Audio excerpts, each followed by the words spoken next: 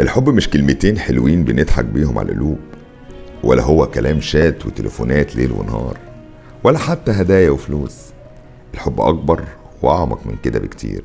الحب أمان وسند واهتمام. الحب مواقف لما بتعدي بيها بتخليك تتأكد يا إما إنك اخترت صح واللي انت عايشه حب بجد، يا إما اختيارك كان غلط واللي انت عايشه وهم وكذبة كبيرة انت مش واخد بالك منها. الحب انك تكون مطمن وحاسس بالامان، انك تلاقي اللي يصدقك وما تكونش مضطر كل شوية تقدم في اعذار ومبررات.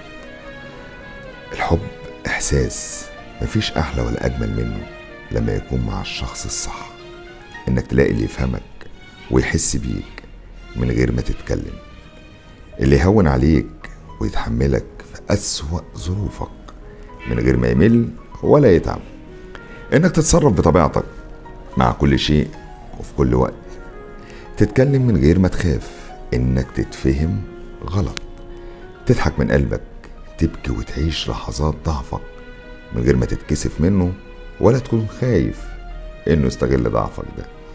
الحب من وجهة نظري عامل زي الزراعة، محتاجة اللي يهتم بيها ويرويها ويرعاها عشان تكبر وتخضر وتضلل عليك، ولو أهملتها هتدبل وتنشف وتموت.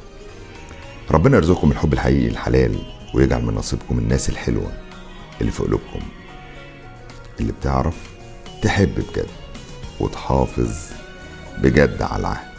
تحياتي، يحيى شاهين.